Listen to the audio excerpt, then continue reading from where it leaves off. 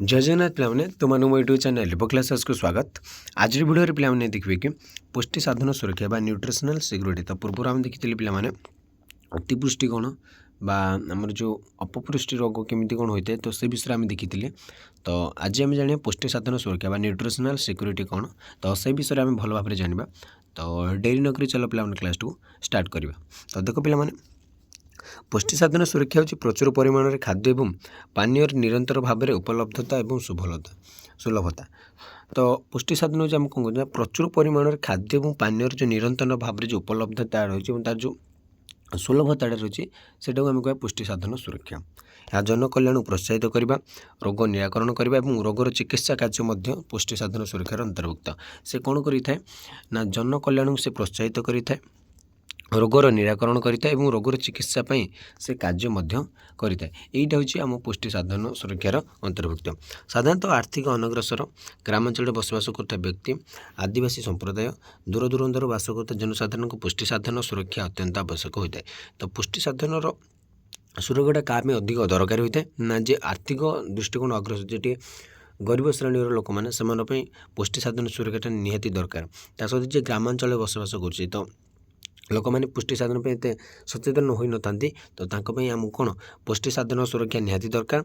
ता सहित आदिवासी संप्रदाय माने जो आदिवासी संप्रदाय लोक मैंने रही, ता सहित जे दूर दूरांतर माने जे गाँवली बा पछुआ अंचल लोक मानों पुष्टि साधनटा निहाती भाव में दरकार। कारण से एप्रति बेसी सचेतन नुहति बा पुष्टि साधन कले कौन से किसी बुझती ना, तो से आम कि पुष्टि साधन सुरक्षा निहाती आवश्यक।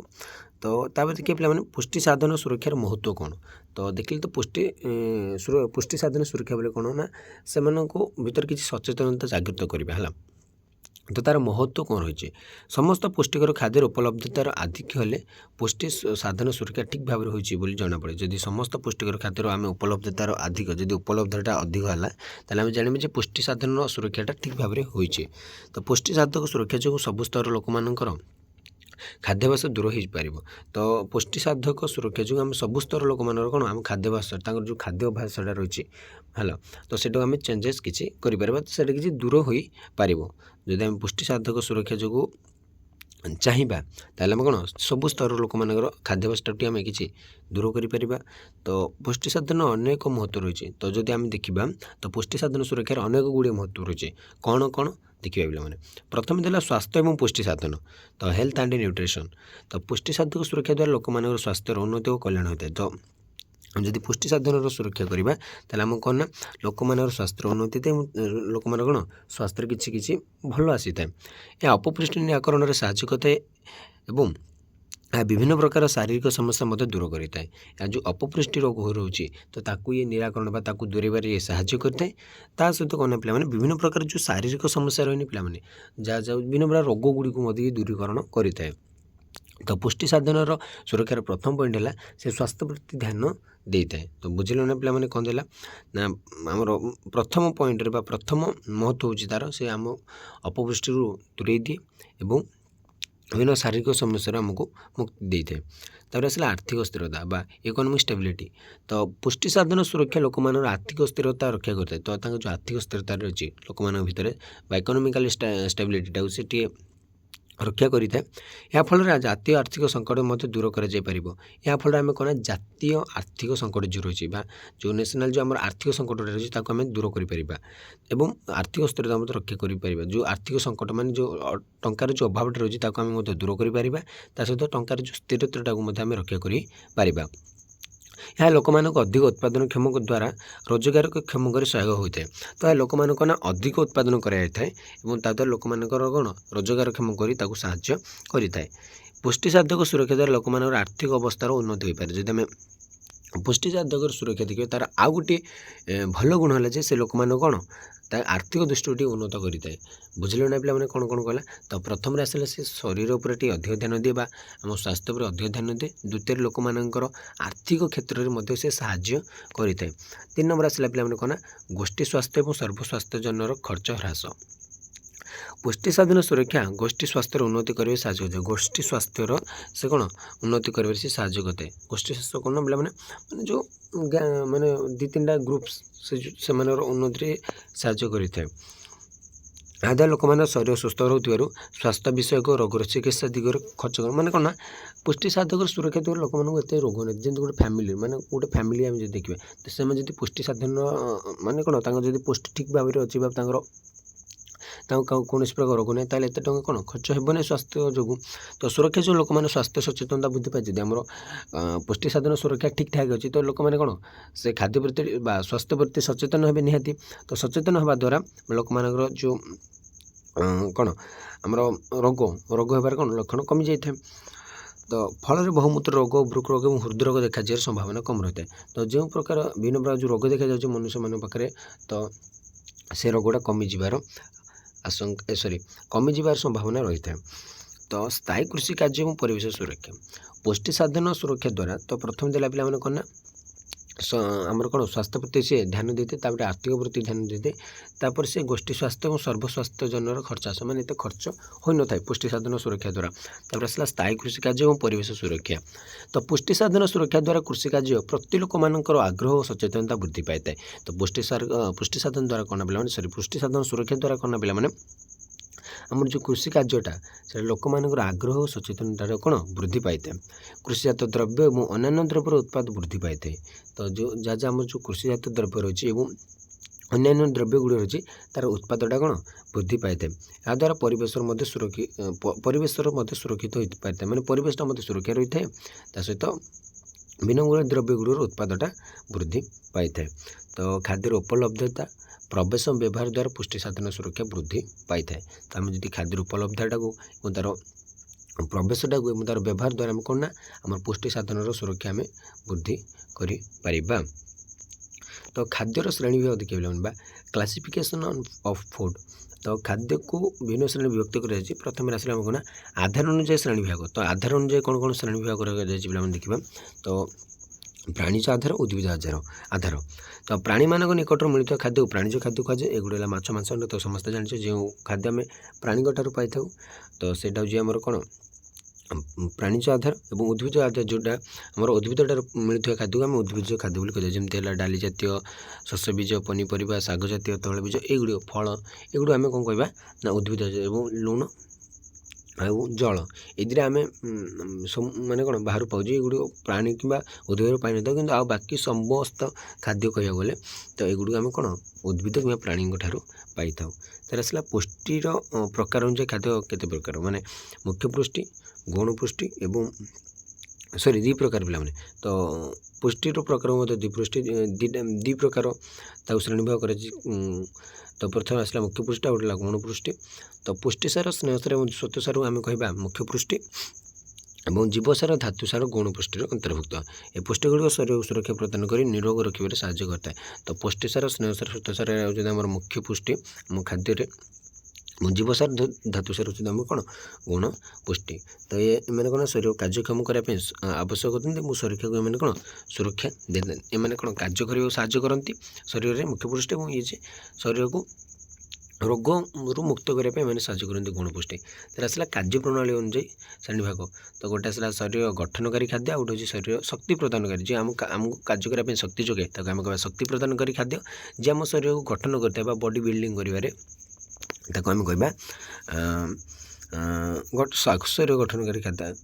ତ ଦେଖିବା ପିଲାମାନେ କ'ଣ ଆଉ ଗୋଟେ ହେଉଛି ଆମର ସୁରକ୍ଷା ପ୍ରଦାନକାରୀ ଖାଦ୍ୟ, ଶରୀର ନିୟନ୍ତ୍ରଣକାରୀ ଖାଦ୍ୟ। 4 ପ୍ରକାର। ଜଣେ ଆମକୁ ଶରୀର ଗଠନରେ ସାହାଯ୍ୟ କରେ, ଜଣେ ଆମକୁ ଶକ୍ତି ପ୍ରଦାନ କରିବାରେ ସାହାଯ୍ୟ କରେ ଗୋଟେ ଖାଦ୍ୟ, ଆଉ ଗୋଟେ ଖାଦ୍ୟ ହେଉଛି ଆମକୁ ସୁରକ୍ଷା ଦିଏ, ଆଉ ଗୋଟେ କ'ଣ ଆମ ଶରୀର ନିୟନ୍ତ୍ରଣ କରିଥାଏ, ଆମ ଶରୀରକୁ ସେ ରେଗୁଲେଟ୍ କରିଥାଏ। ତ ଶରୀର ଗଠନ କରି ଖାଦ୍ୟରେ କିଏ ରହିଲା ନା ଯେମିତି ବିଭିନ୍ନ ପ୍ରକାର ପୁଷ୍ଟିସାର ସମ୍ବଳିତ ଖାଦ୍ୟ ଯେମିତି ମାଛ, ମାଂସ, ଅଣ୍ଡା, ଦୁଗ୍ଧ ଏବଂ ଡାଲି ଜାତୀୟ ଖାଦ୍ୟ, ଯିଏକି ଶରୀର ଗଠନ ଓ ବୃଦ୍ଧିରେ ସାହାଯ୍ୟ କରୁଥିବାରୁ ଏଗୁଡ଼ିକୁ ଏହି ଶ୍ରେଣୀରେ ଅନ୍ତର୍ଭୁକ୍ତ। ତ ଏମାନେ କ'ଣ ଶରୀର ଗଠନ ଏବଂ ଶରୀର ବୃଦ୍ଧିରେ ସାହାଯ୍ୟ କରିଥାନ୍ତି। କି ଯେମିତି ମାଛ, ମାଂସ, ଅଣ୍ଡା ଏଗୁଡ଼ିକ। ତ ତାପରେ ଆସିଲା ଶକ୍ତି ପ୍ରଦାନକାରୀ ଖାଦ୍ୟ। ଶ୍ୱେତସାର ଏବଂ ସ୍ନେହସାର ଜାତୀୟ ଖାଦ୍ୟଗୁଡ଼ିକ ଶରୀରକୁ ଶକ୍ତି ପ୍ରଦାନ କରିଥାନ୍ତି। ଏମାନେ କ'ଣ ଆମକୁ ଶରୀର ଶକ୍ତି ଦିଅନ୍ତି କାର୍ଯ୍ୟ କରିବା ପାଇଁ, ଯେକୌଣସି କାର୍ଯ୍ୟ। ଯେମିତି ଆମେ କି ଗୋଟେ ଦିନ ମଜୁରିଆଟେ ସେ ଯଦି କାମ କରିବାକୁ ଯାଏ ତ ସେ କ'ଣ ଭାତ କିମ୍ବା କିଛି ରୁଟି ଖାଇକି ଯାଏ, ଯାହାଫଳରେ ତାକୁ ଶ୍ୱେତସାର ମିଳିଥାଏ। ତ ଶ୍ୱେତସାର ମିଳିବା ଦ୍ୱାରା ସେ ଅଧିକ ପରିମାଣରେ କାର୍ଯ୍ୟ କରିଥାଏ ବା ତାକୁ ଏତେ ହାଲିଆ ଲାଗିନଥାଏ ବା ଏତେ ଭୋକ ଲାଗିନଥାଏ କାର୍ଯ୍ୟ କଲାବେଳେ। ତ ଏବଂ ତାକୁ ଶକ୍ତି ମଧ୍ୟ ମିଳିଥାଏ। ଏଗୁଡ଼ିକ ମଧ୍ୟରେ ଶସ୍ୟ ଜାତୀୟ, ଚିନି, ଶର୍କରା, ଗୁଡ଼ ଜାତୀୟ ଖାଦ୍ୟ, ମୂଳ ଜାତୀୟ ଖାଦ୍ୟ ଏବଂ ଚର୍ବି ଓ ତୈଳ ଇତ୍ୟାଦି ଶରୀରକୁ ଆବଶ୍ୟକ ପରିମାଣରେ ଶକ୍ତି ଯୋଗାଇ ଶରୀରକୁ ସେମାନେ କାର୍ଯ୍ୟକ୍ଷମ କରାଇଥାନ୍ତି। ଯେମିତି କହିଲି, ତ ସୁରକ୍ଷା ପ୍ରଦାନକାରୀ ଖାଦ୍ୟ କିଏ ନା କେତେକ ଖାଦ୍ୟ ଶରୀରକୁ ରୋଗ ଆକ୍ରମଣରୁ ରକ୍ଷା କରିଥାଏ। ତ କେତେକ ଖାଦ୍ୟ ରହିଛି ଯେ ଆମ ଶରୀରକୁ ନା ରୋଗରୁ ମୁକ୍ତି ଦେଇଥାନ୍ତି ବା ରୋଗ ଆକ୍ରମଣରୁ ଆମକୁ ରକ୍ଷା କରିଥାନ୍ତି। ଭିନ୍ନ ପ୍ରକାର ପନିପରିବା, ଶାଗ ଜାତୀୟ ଖାଦ୍ୟ ଯେମିତି ଫଳ, ଦୁଗ୍ଧ ଓ ଦୁଗ୍ଧଜାତ ଦ୍ରବ୍ୟ ଇତ୍ୟାଦିରେ ଅଧିକ ପରିମାଣରେ ଜୀବସାର ଓ ଧାତୁସାର ରହିଥାଏ।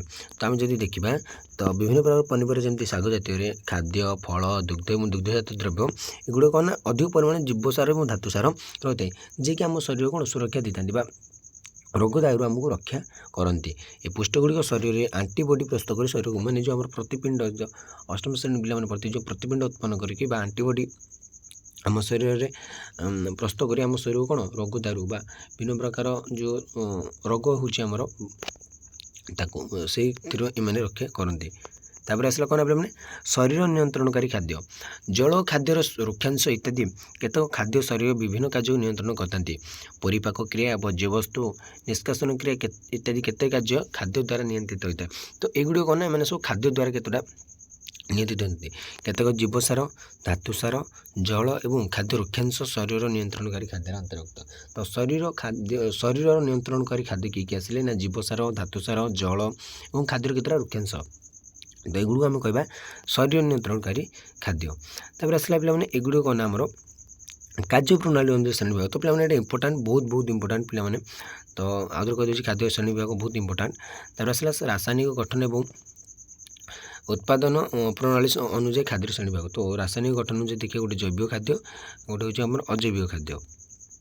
ତ ଜୈବିକ ଖାଦ୍ୟ କ'ଣ ଏବଂ ଅଜୈବିକ ଖାଦ୍ୟ କ'ଣ ଦେଖିବା। ତ ଏହି ଖାଦ୍ୟଗୁଡ଼ିକ ସ୍ୱାସ୍ଥ୍ୟ ପାଇଁ ହିତକର। ତ ଜୈବିକ ଖାଦ୍ୟଗୁଡ଼ିକ ଆମ ଶରୀର ପାଇଁ ବହୁତ ଲାଭଦାୟକ ବା ବହୁତ ଭଲ। ଏଥିରେ ବିଭିନ୍ନ ପ୍ରକାର ଖାଦ୍ୟ ଯଥା ପନିପରିବା, ଫଳ, ଅଣ୍ଡା, ଦୁଗ୍ଧ ଏବଂ ମାଂସ ଇତ୍ୟାଦିର ଉତ୍ପାଦନ ସମୟରେ କୌଣସି କୃତ୍ରିମ ସାର କିମ୍ବା କୀଟନାଶକ ପଦାର୍ଥ ବ୍ୟବହାର କରାଯାଇ ନଥାଏ। ଏଥିରେ କୌଣସି ଆମର କ'ଣ କୃତ୍ରିମ ସାର ବା କିଛି କୀଟନାଶକ ପଦାର୍ଥଟି ବ୍ୟବହାର କରାଯାଏ ନାହିଁ। ସାଧାରଣତଃ ପ୍ରାକୃତିକ ସାର ବ୍ୟବହାର କରି ପ୍ରାକୃତିକ ଉପାୟରେ ଖାଦ୍ୟ ଉତ୍ପାଦନ କରାଯାଏ। ଏଇଟା ଆମର କ'ଣ ପ୍ରାକୃତିକ ବା ନ୍ୟାଚୁରାଲି ହିଁ ସବୁକିଛି ହୋଇଥାଏ। ଏଠାରେ ଜମା କୀଟନାଶକ ବ୍ୟବହାର କରାଯାଏ ନାହିଁ। ତ ଏଥିରେ କୌଣସି ପ୍ରକାରର ଆଣ୍ଟିବାୟୋଟିକ୍ସ କିମ୍ବା ବୃଦ୍ଧି ହର୍ମୋନ୍ ବା ଗ୍ରୋଥ୍ ହର୍ମୋନ୍ ବ୍ୟବହୃତ ହୋଇଥାଏ। ମାନେ ଗଛଟା ଜଲ୍ଦି ବଢ଼ିଯିବା ପାଇଁ କିଛି ଏଇଟା ଆମର ଗ୍ରୋଥ୍ ହର୍ମୋନ୍ ୟୁଜ୍ କରାଯାଏ ନାହିଁ ବା ଆମର ଏଠି କିଛି ଆଣ୍ଟିବାୟୋଟିକ୍ସ ୟୁଜ୍ କରାଯାଏ ନାହିଁ। ଖାଦ୍ୟ ସଂରକ୍ଷଣ ମଧ୍ୟ କୌଣସି ପ୍ରକାର କୃତ୍ରିମ ପ୍ରଣାଳୀ ଯଥା ରେଡ଼ିଏସନ୍ର ବ୍ୟବହାର ହୋଇନଥାଏ। ତ ଏଥିରେ ଜମା ମଧ୍ୟ କିଛି କେମିକାଲ ଜିନିଷ ୟୁଜ୍ ହୋଇନଥାଏ। ପ୍ରାକୃତିକ ଉପାୟରେ ଗୋବର ଖତ ଦିଆଯାଇ ଫଳ ପନିପରିବା ଉତ୍ପାଦନ କରାଯାଏ। ପ୍ରାଣୀମାନଙ୍କୁ ଜୈବିକ ଖାଦ୍ୟ ଯଥା ଘାସ, କୁଟା ଓ ଅନ୍ୟାନ୍ୟ ଖାଦ୍ୟ ଦିଆଯାଏ। କୁକୁଡ଼ା, ମାଛମାନଙ୍କୁ ମଧ୍ୟ ବିଶେଷ ଧରଣର କୃତ୍ରିମ ଖାଦ୍ୟ ଦିଆଯାଏ ନାହିଁ। ରୋଗ ଦୂରୀକରଣ ନିମନ୍ତେ କେତେକ ନିରାକରଣ ବ୍ୟବସ୍ଥା କରାଯାଇଥାଏ। ଏହିସବୁ ଉପାୟରେ ଉତ୍ପାଦିତ ହୋଇଥିବା ପ୍ରାଣୀଜ ଓ ଉଦ୍ଭିଜ ଖାଦ୍ୟକୁ ଆମେ କହିବା ଜୈବିକ ଖାଦ୍ୟ। ତ ଜୈବିକ ଖାଦ୍ୟ କ'ଣ ନା କହିଲେ ପିଲାମାନେ ଡାଇରେକ୍ଟଲି ବିନା କେମିକାଲ ୟୁଜ୍ରେ ଯେଉଁ ଖାଦ୍ୟ ମାନେ ଯେଉଁ ଚାଷ କରି ମାନେ ଯେଉଁ ଖାଦ୍ୟ ଉତ୍ପାଦନ କରାଯାଏ ତାକୁ ଆମେ କହିବା ଜୈବିକ ଖାଦ୍ୟ। ମାନେ ଖତ ସେ ଆମର କ'ଣ ଖତ ଏବଂ ଯେଉଁଟାକି ଆମର ଜୈବିକ ଖାଦ୍ୟ ଦେଇକି ଲୋକମାନେ କ'ଣ କୁକୁଡ଼ା ତ ତାକୁ ଆମେ ଜୈବିକ ଖାଦ୍ୟ ଦେବା। ଯେମିତି ଆମର ଖୁଦ ଏଗୁଡ଼ିକ ଦେବା। ତ ସେମାନେ ଖାଇବା ଦ୍ୱାରା ଆମର କିଛି ସେଇଟା ପ୍ରୋବ୍ଲେମ୍ ନାହିଁ। ତ ତାଙ୍କୁ ଯଦି ଆମେ ଦାନା ଫାନା ଦେବା ତ ସେଠି କିଛି ରାସାୟନିକ ଜିନିଷ ପଡ଼ୁଛି, ତ ସେଇଟା ଆମକୁ ଟିକେ ପ୍ରୋବ୍ଲେମ୍ ହେବ। ତାର ଆସିଲା ଅଜୈବିକ ଖାଦ୍ୟ। ନା ଏହିପରି ଖାଦ୍ୟ ଉତ୍ପାଦନ ସମୟରେ ବିଭିନ୍ନ ପ୍ରକାର କୃତ୍ରିମ ପ୍ରଣାଳୀ, ସାର, ଅନ୍ୟାନ୍ୟ କୀଟନାଶକ ପଦାର୍ଥ ସବୁ ବ୍ୟବହାର କରାଯାଏ। କୀଟନାଶକ ପଦାର୍ଥ ମାନେ କ'ଣ ପିଲା ସେ ଗୋଟେ ଡାଇରେକ୍ଟଲି ସେ ଗୋଟେ ବିଷଟା, ତ ବିଷଟା ହିଁ ଜମିରେ ପକାଯାଉଛି, ତ ଯେଉଁଟା ଆମେ ଆଉଥରେ ଖାଉଛେ, ଯାହାଫଳରେ ଆମକୁ ବିଭିନ୍ନ ପ୍ରକାର ରୋଗ ଦେଖାଦେଉଛି। ଏହାଫଳରେ ଉତ୍ପାଦନ ଅତ୍ୟନ୍ତ ବୃଦ୍ଧି ପାଇଥାଏ, ମାତ୍ର ଖାଦ୍ୟ ସାରର ନଷ୍ଟ ହୋଇଯାଇଥାଏ। ତ ଆମେ ଯଦି କେମିକାଲ ୟୁଜ୍ କରିବା ତ ଆମ ଉତ୍ପାଦନ ଅଧିକ ହେବ। ମାନେ ଯେଉଁଟାରେ ଏକ ବସ୍ତା ଯେଉଁ ଜମିରେ ଧାନ ମାନେ କ'ଣ ଉତ୍ପାଦ ହେବା ବଦଳରେ 2 ବସ୍ତା ହେଇଯିବ, ବଟ୍ ଯେଉଁ ଖାଦ୍ୟ ସାରଟା ରହିଛି ଆମ ଖାଦ୍ୟରେ ଯେଉଁ ଖାଦ୍ୟ ସାରଟା ରହିଛି ସେଇଟା କମିଯିବ, ମାନେ ପୁରା ନଷ୍ଟ ହୋଇଯିବ। ଯେଉଁଟାକି ଆମର ଅର୍ଗାନିକ୍ ବା ଜୈବିକ ଖାଦ୍ୟରେ ସେଇଟା ରହିଥାଏ। ଅଧିକ ରାସାୟନିକ ସାର କୃଷି ଉତ୍ପାଦନରେ ବ୍ୟବହାର ହୋଇଥାଏ। ପ୍ରାଣୀମାନଙ୍କର ଉତ୍ପାଦନ ବୃଦ୍ଧି ନିମନ୍ତେ ଆଣ୍ଟିବାୟୋଟିକ୍ସ ଆଣ୍ଡ ବୃଦ୍ଧି ହର୍ମୋନ୍ ଦିଆଯାଏ। ଆଣ୍ଟିବାୟୋଟିକ୍ସ ଦିଆଯାଏ ବୃଦ୍ଧି ହର୍ମୋନ୍, ଯେମିତି ଆମର ଯେଉଁ ବର୍ତ୍ତମାନ କୁକୁଡ଼ାମାନଙ୍କୁ ବ୍ରଏଲର୍ ବା ଯେମିତି ବିଭିନ୍ନ ପ୍ରକାର କୁକୁଡ଼ା ହେଉଛି ସେମାନଙ୍କୁ ସବୁ ଗ୍ରୋଥ୍ ହର୍ମୋନ୍ ଦେଇକି ସେମାନଙ୍କୁ ବଡ଼ କରାଯାଏ ଜଲ୍ଦି ବହୁତ କମ୍ ସମୟ ଭିତରେ। ଏପରି ଉତ୍ପାଦିତ ଫଳ, ପନିପରିବା, ଅଣ୍ଡା, ମାଂସ ଏବଂ ଦୁଗ୍ଧ ଇତ୍ୟାଦିକୁ ଅଜୈବିକ ଖାଦ୍ୟ ବୋଲି ଆମେ କହିବା। ଏଗୁଡ଼ିକ ଆମର ହେଉଛନ୍ତି ଅଜୈବ ଖାଦ୍ୟ।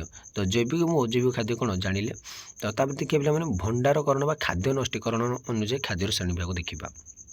ତ खाद्य नष्ट होगा दृष्टि आम खाद्य तीन भाग माने तीनोटी सेन विभक्त करवा गोटे पचनशील खाद्य गोटे अर्ध पचनशील गोटे अपचनशील खाद्य।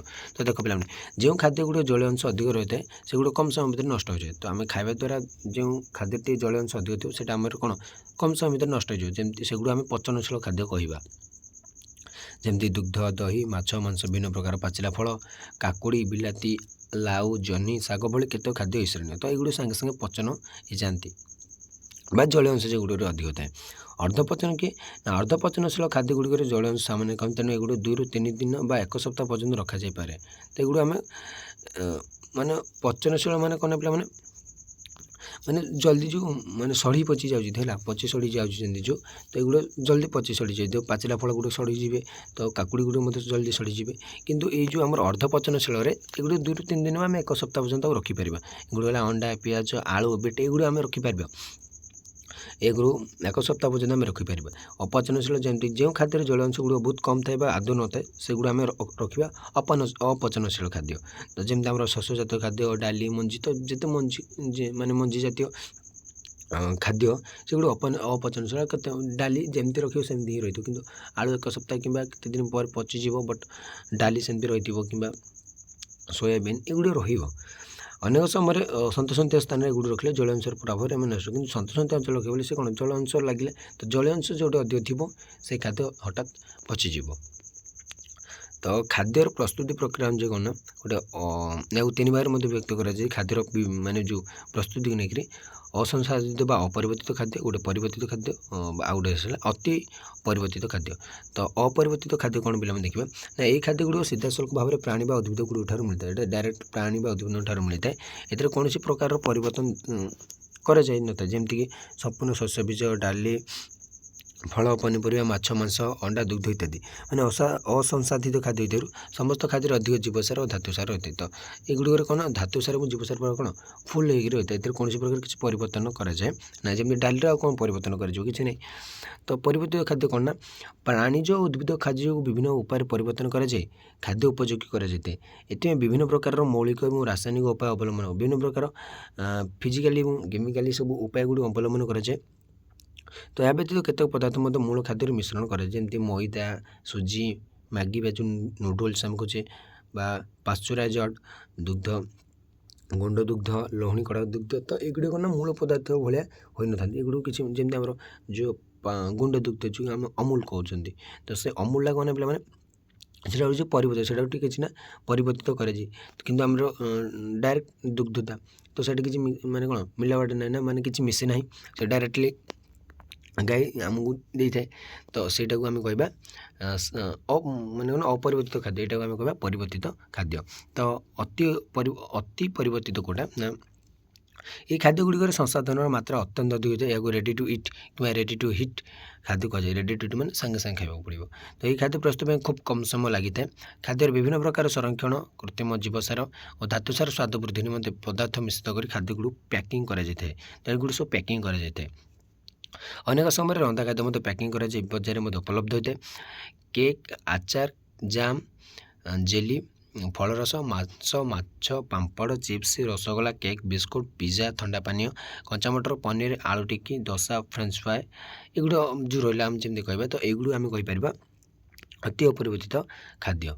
तो देखिले पे मैंने खाद्यर जो प्रस्तुति अनुसार 3 प्रकार गोटे आमर अपरिवर्तित जोटा कि आम परिवर्तन कर जमी मांस डायरेक्ट चिकेन माने कटागला डायरेक्ट लोक आनिले। तो परिवर्तित कोटा ना जमी गुंड दुग्ध करागला ताठू नूडल्स तैयारी कर। तो ये नूडल्स डायरेक्टली कि दौना ना अति परिवर्तित माने जमी आचार जम विभिन्न प्रकार मिक्स माने कौन मिसामिशी करटा तैयारी होची। तो आज भी पे क्लास 2 रखिए परवर्ती क्लास देखिए खाद्यर कार्यावली। तो रोची जय जगन्नाथ।